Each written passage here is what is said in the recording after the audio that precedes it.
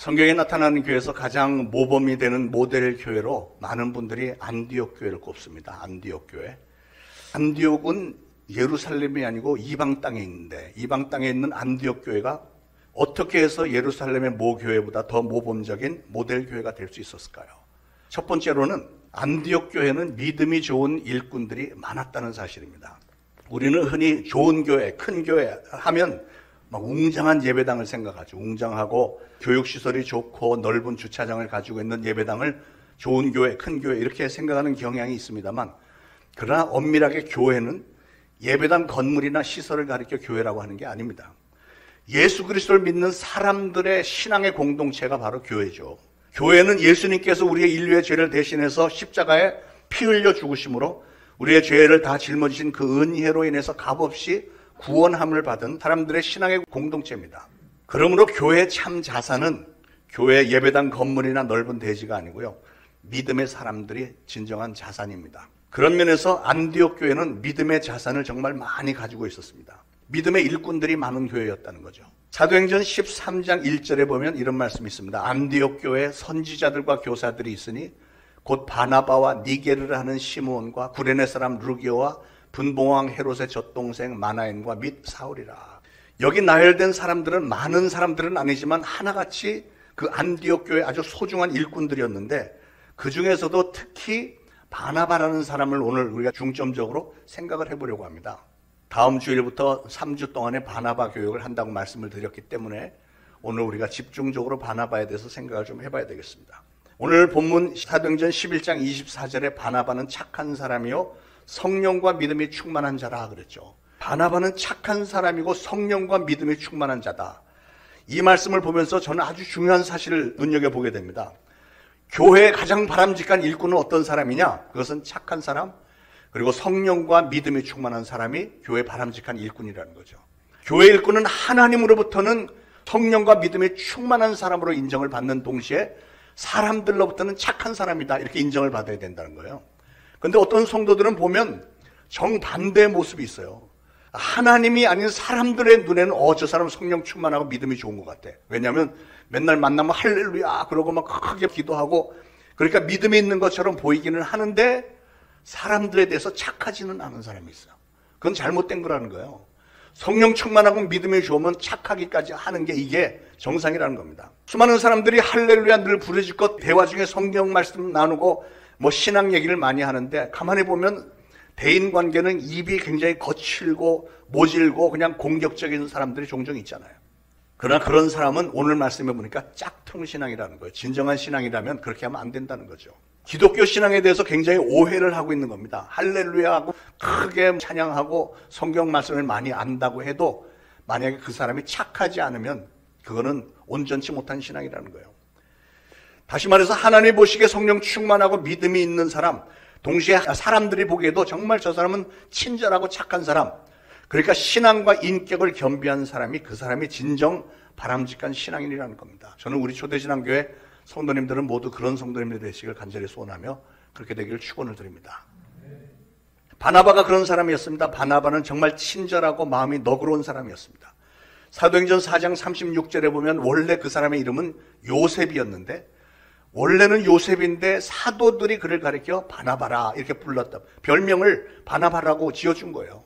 바나바라는 이름의 뜻이 뭐냐면 위로의 아들이라는 뜻이에요. 그러니까 이 바나바라는 사람이 교회에서 얼마나 많은 사람들을 위로하는 일을 했으면, 얼마나 또 위로하는 사역을 잘했으면 사도들이 감탄하면서 당신의 이름은 바나바야, 위로하는 사람이야 이렇게 불렀겠습니까?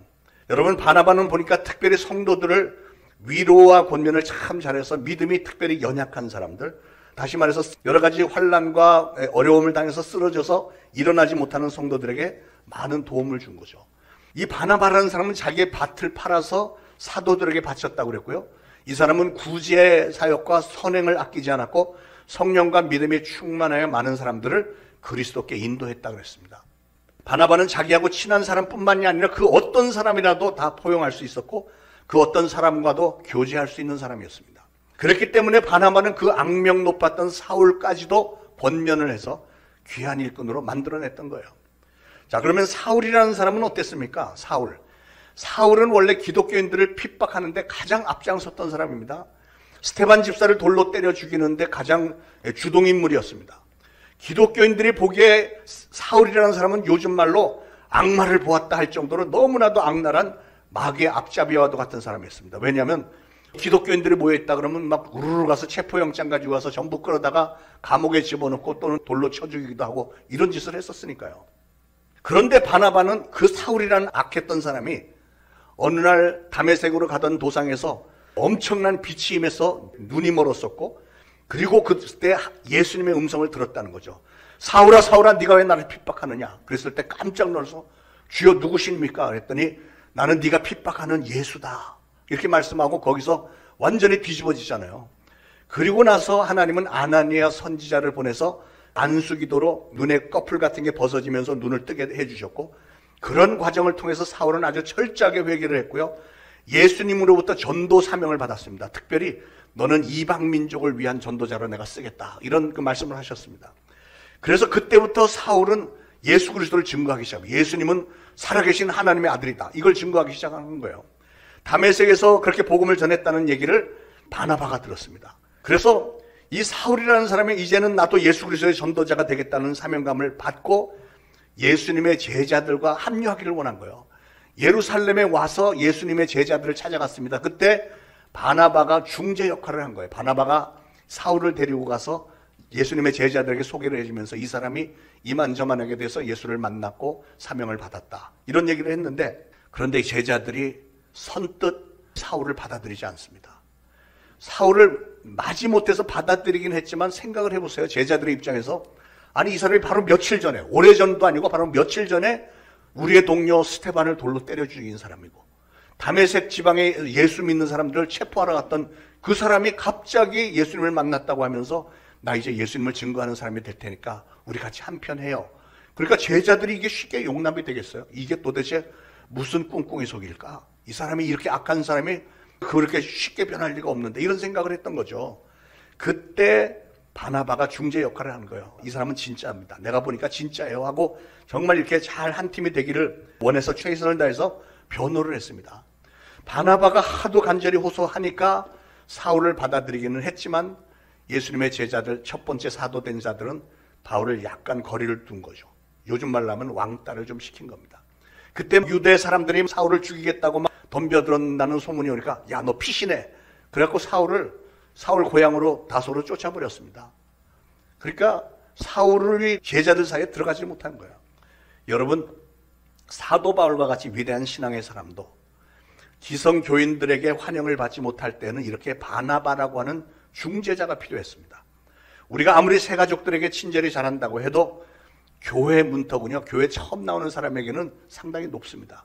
다른 교회 오랫동안 다니던 분들도 다른 교회, 새로 다른 교회를 가려고 하면 상당히 문턱이 높아요. 내가 들어가면 사람들이 무슨 눈초리로 날 쳐다볼까? 나에 대해서 어떻게 생각할까? 뭐 이상하게 쳐다보면 어떻게 하지? 이런 불안한 마음이 있다고요. 나에 대해서 무슨 점수를 매기면 어떻게 하지? 나를 따돌리면 어떻게 하지? 이런 불안함이 있기 때문에 교회 안에는 바나바 같은 사람들이 반드시 필요한 겁니다. 그래서 우리는 중재 역할을 전적으로 맡을 바나바 같은 성도들이, 전교인이 바나바 같은 성도들이 되자 하는 뜻에서 다음 주일부터 바나바 교육을 실시하려고 하는 겁니다. 여러분, 교회 안에는 물론 신앙이 좋고 착하고 친절한 사람들 많이 있지만, 그러나 여전히 세상 물을 다 벗지 못했고 성품까지 강팍한 사람들도 없지 않아 있습니다. 그런데 교회를 처음 나오는 새가족들은 대부분 그런 교회 분위기에 익숙하지 않고 교회는 정말 선한 사람들만 있는 줄로 알고 들어오는데, 그런데 그러면서도 불안하죠. 마음은 불안하고 또 기존 성도들이나 또 예배하는 방식까지도 교회들마다 조금씩 다르니까 아무래도 서툴고 좀 조심스럽죠.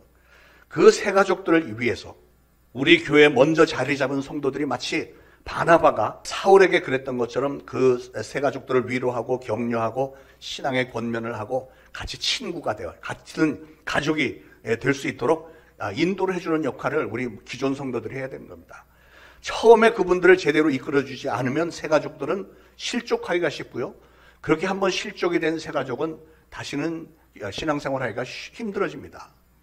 그렇기 때문에 먼저 자리 잡은 성도들이 새가족들을 보면, 처음 보는 분을 보면 그냥 기쁘게 진실된 마음으로 환영을 하고 친절하게 권면하고 신앙을 북돋아주고 그리고 사랑의 교제를 잘 나누어서 평안한 마음으로 우리 교회에 정착할 수 있도록 도와야 되는 거죠. 자, 여러분 사울의 입장에서 한번 생각을 해볼까요? 사울의 입장에서 생각을 해보면 자기는 물론 옛날에 악했었지만 분명히 자기는 다메섹으로 가던 도중에 예수님을 극적으로 만났잖아요. 엄청난 예수님을 만난 사건이죠.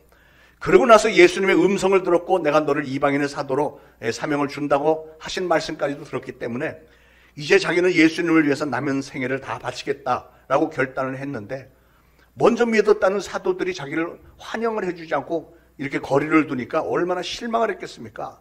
아니 예수님이 나에게 사명까지 주셨는데 그래서 그 사명을 받으면서 감격해서 예수님의 말씀에 순종해서 먼저 믿은 예수님의 제자들과 손을 잡으려고 했는데 그 사도들이 자기를 꺼려하니까 얼마나 실망을 했으면 결국 이 사울은 모든 것 다 포기하고 세상 말로 다 때려치고 자기 고향 다소로 들어가서 오랜 세월을 잠적했습니다. 그가 잠적했던 기간이 얼마 동안인지 확실히 모르는데 성경학자들마다 다른데 어떤 분은 2년이라고 하는 분도 있고 어떤 분은 9년 동안이나 잠적한 거예요.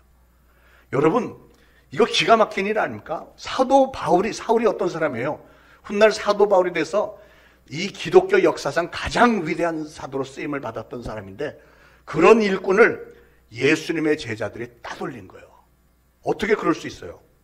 그런데 여러분 우리 교회 처음 나오는 새가족들도 마찬가지입니다.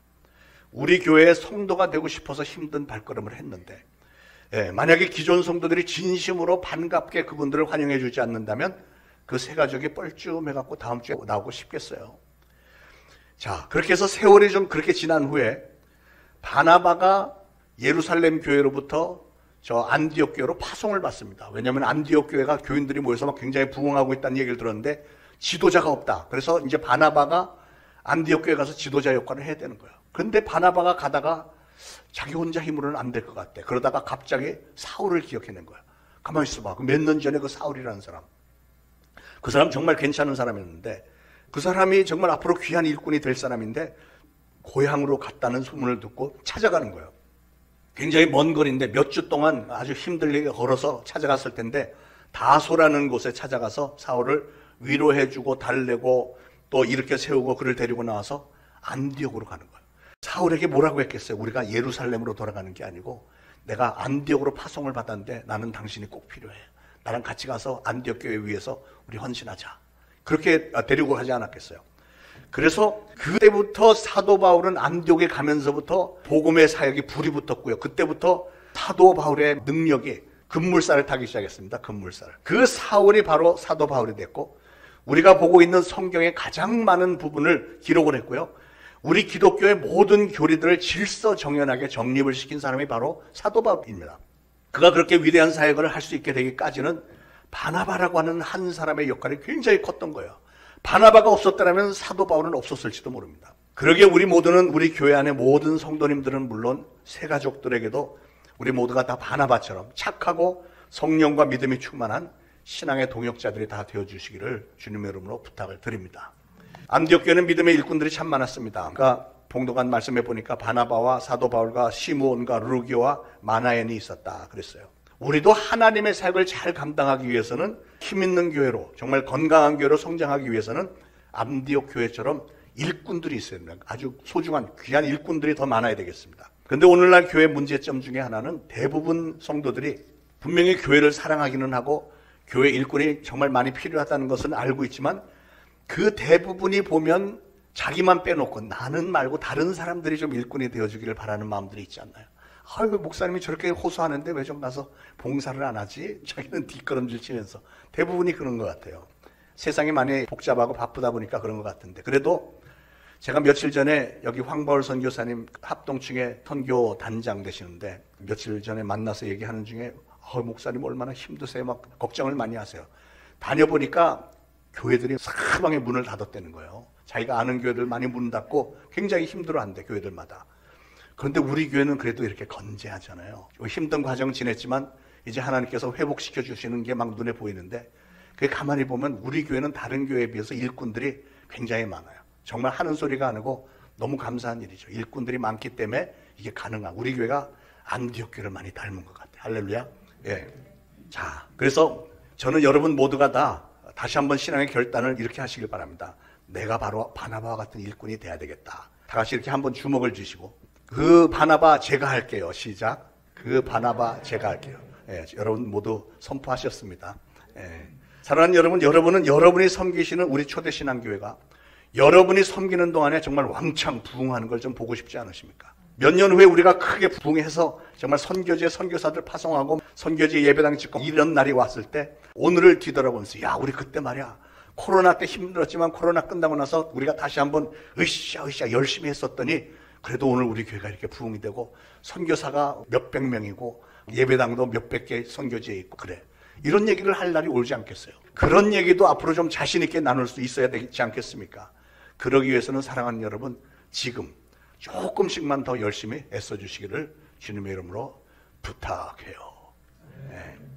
마치 바나바처럼 그리고 바울처럼요. 그래서 우리 찬양 하나 하고 말씀을 계속 듣겠습니다. 2절을 좀 가사를 바꿔서 바나바처럼 바울처럼 그렇게 살 수는 없을까?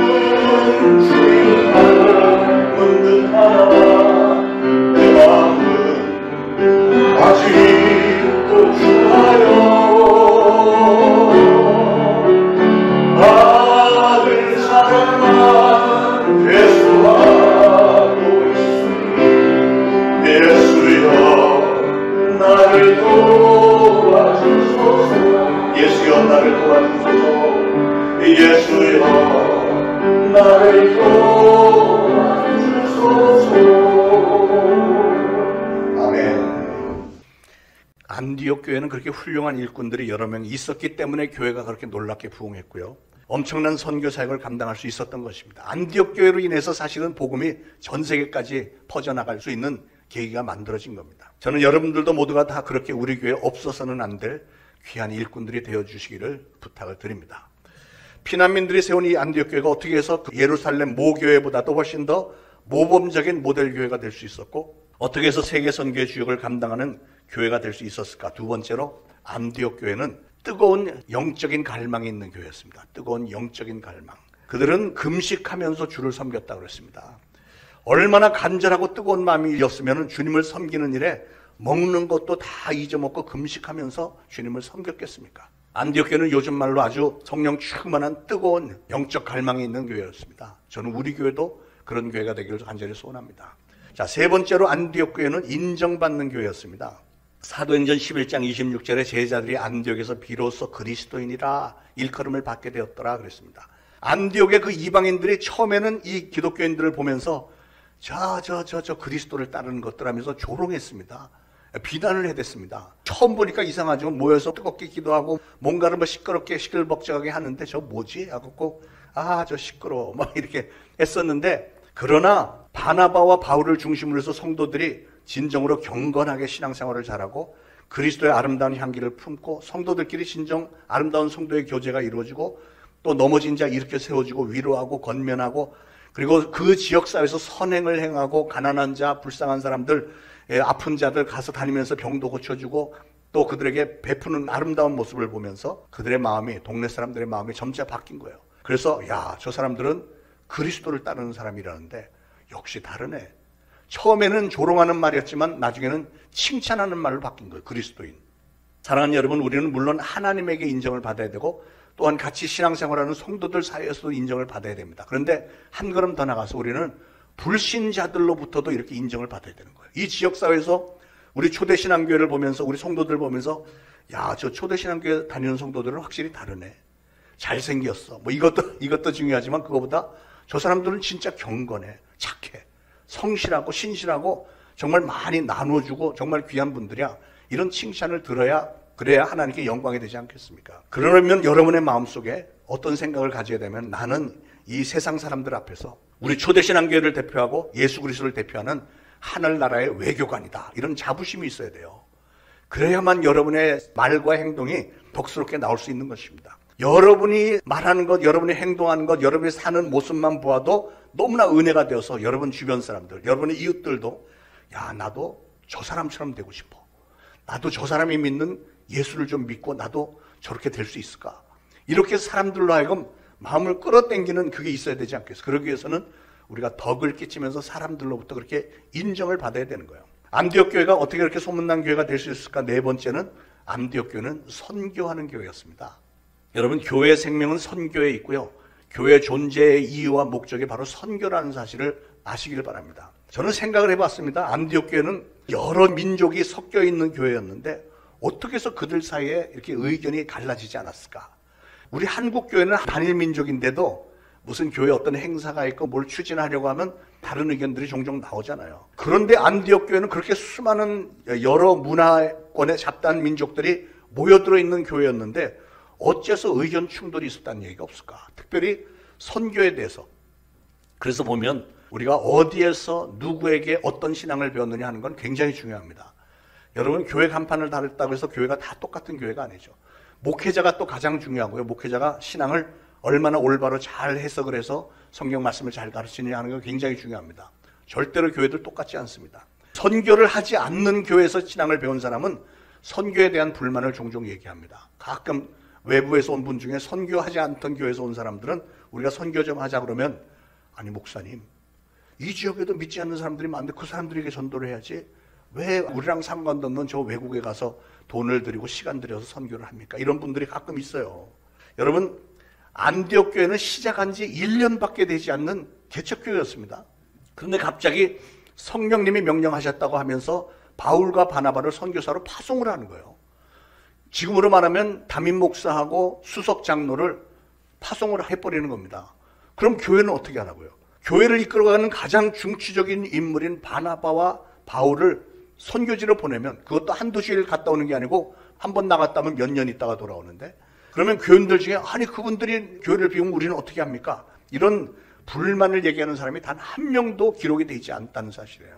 역시 안디옥 교회 교인들은 처음부터 신앙을 제대로 배운 거죠. 사람의 생각대로 이러쿵저러쿵 의견 내는 게 아니고 성령님이 시키셨다니까 교회 지도자가 하자는 대로 전 교인들이 하나가 돼서 순종했다는 거예요. 이게 온전한 교회 모습입니다, 여러분. 목회자가 무슨 나쁜 짓을 하자 이런다면 반대 의견을 내도 되겠죠. 그러나 선교를 하자는데 주님의 일을 제대로 하자는데 거기에 대해서 전 교인이 아멘으로 순종할 때 그런 교회가 놀라운 역사를 일으킬 수 있다는 사실을 믿으시기 바랍니다. 안디옥 교회는 선교의 부름에 무조건 순종을 했습니다. 그렇게 순종을 했을 때 어떤 결과가 일어났죠?